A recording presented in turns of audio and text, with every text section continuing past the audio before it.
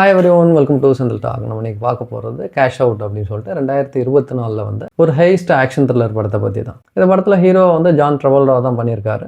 இந்த படத்தோட கதை என்ன அப்படின்னு சொல்லிட்டு பார்த்தோம்னா, ஜான் ட்ரவோல்டோ வந்து ஒரு ப்ரொஃபஷனல் தீஃப். அவருக்குன்னு ஒரு டீம் இருக்குது. அந்த டீமில் வந்து அவருடைய பிரதரும் வந்து இருப்பார்.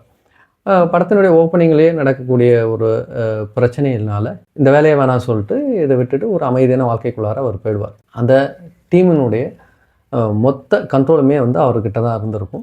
அவர் வந்து தான் எல்லா பிளானிங்கும் அவர் தான் பண்ணுவார். இது வரைக்கும் பெருசாக வந்து அவரில் வந்து ஃபெயிலியரே வந்ததே கிடையாது. இப்போ அவர் வந்து இல்லை அப்படின்னோடனே அவருடைய தம்பி என்ன பண்ணுவார் அப்படின்னா வந்து அவர் இல்லாமலே ஒரு பேங்க் ஹைஸ்ட்டுக்கு வந்து பிளான் பண்ணி அவர் டீமையும் அதுக்குள்ளார கொண்டு போயிடுவார்.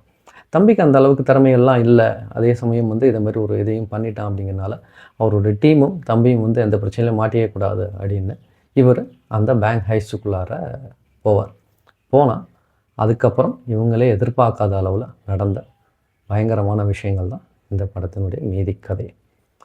இந்த படத்தினுடைய பலம் அப்படின்னு சொல்லிட்டு பார்த்தோம்னா அஃப்கோர்ஸ் ஜான் ட்ரவோல்டோ தான். ஒரு சட்டிலான ஒரு நல்ல என்ன சொல்கிறது, ஒரு ஆளுமைன்னு சொல்லுவோம்ல, அதை வந்து அற்புதமாக வந்து எக்ஸிபிஷனில் வந்து கொடுத்துருந்தார். அவரோட தம்பியாக வந்தவர், அவரோட எக்ஸ் கேர்ள் ஃப்ரெண்டு, அதில் இருக்கிற ஒரு மேனேஜர், அவரோட டீம் மெம்பர்ஸ் அப்படின்னு சொல்லிட்டு எல்லாருமே வந்து ஒரு டீசெண்டான பர்ஃபார்மன்ஸ் கொடுத்துருந்தாங்க. எல்லாரோடையும் எமோஷனலாக நம்மளால் கனெக்ட் ஆக முடிஞ்சது. முக்கியமாக ஜான் ட்ரவோல்டோவுக்கும் அவருடைய எக்ஸ் கேர்ள் ஃப்ரெண்டு வந்து FBIயில் இருப்பாங்க. அவங்களுக்கும் ஒரு கெமிஸ்ட்ரி ஒன்று இருக்கும். அது ரொம்பவே நல்லா வந்து ஒர்க் அவுட் ஆகிருந்தது நிறைய இடங்களில். அதே மாதிரி வந்து அவருக்கும் அவர் தம்பிக்கும் வந்து எமோஷனலாக ஒரு பாண்டிங் ஒன்று இருக்கும். அது நிறைய இடங்களில் வந்து ரொம்பவே அழகாக வந்து ஃபீல் பண்ண முடிஞ்சது. இது வந்து ஒரு பழைய டெம்ப்ளேட்டில் உள்ள ஒரு ஹெய்ஸ்ட் படமாக இருந்தாலும் அதை எக்ஸிக்யூஷன் பண்ண விதத்தில் அங்கங்கே சின்னதாக வந்து ட்விஸ்டர்ஸ் வச்ச விதத்தில் வந்து ரொம்பவே எங்கேஜிங்காக வந்து இதை வந்து கொண்டு போயிருந்தாங்க.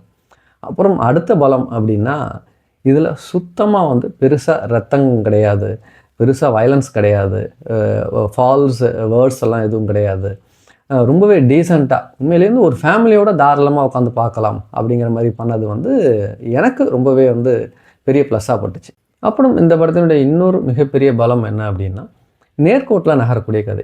பெருசாக வந்து குழப்பாமல் அப்படியே சிம்பிளாக ஸ்ட்ரைட்டாக போய் அழகாக வந்து முடிச்சிருந்தாங்க. ஆனால் இதனுடைய குறை அப்படின்னு சொல்லிட்டு பார்த்தீங்கன்னா, ஒரு மிட் ஃபேஸில் கொஞ்சம் மைல்டான ஒரு மிட் ஃபேஸில் நகரக்கூடிய திரைக்கதை. அப்புறம் இன்னும் கொஞ்சம் பெட்டராக இருந்திருக்கலாமோ அப்படின்னு நினைக்க வைக்கிற கிளைமாக்ஸ். இது ரெண்டுன்னா கொஞ்சம் எனக்கு பெட்டராக இருந்திருக்கலாம் அப்படிங்கிற மாதிரி தோணுச்சு.